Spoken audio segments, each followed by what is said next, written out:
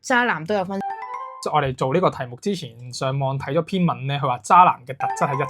178cm 以上嘅，我176都應該唔係。176所以應該唔係。咁咧，我早排喺 Flash 度就見到一張嗰個渣男圖咁樣嘅，就會問大家佢哋有冇啲咩共通點咁樣。咁呢張圖都幾得意嘅，因為好老實嗰張圖有冇共通點咧，我揾唔到嘅。咁所以我哋今日都用我哋可能中西式嘅算命角度去講下渣男會唔會有啲咩特質，或者可能會唔會我本身係女士嘅，我個命格上會唔會容易遇到啲渣男？首先我定義下渣先，我自己嘅感覺啦，就係其實對個女仔唔好嘅就係渣男噶啦，即係唔一定係你偷食噶。如果有啲客人可能係爭到好多錢，跟住要個女仔幫佢還債啊，又試過啦，同你一齊同個 ex 又有啲鬥話又拖拉咁，我覺得其實總之就係唔尊重個女方啲就叫做渣男。好多人都會話人馬座就愛自由啦，係咪一定係好唔好嘅男仔啊？可能好多人都會估呢啲星座嘅，咁但係其實你話個盤會唔會有啲特質咧？係會嘅，同埋我覺得都係又係翻去嗰樣嘢咧。如果你遇到個渣男仔，又係你咁啱嗰個流年啦，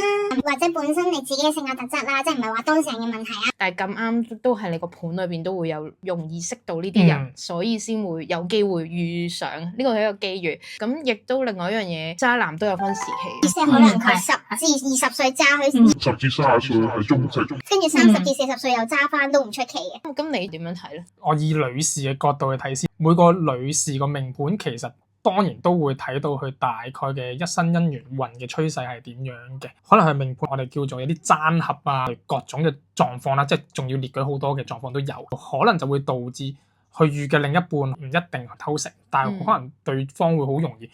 做情緒化，好容易情緒勒索，或者可能甚至乎當你係秘書工人嘅，會睇到嘅。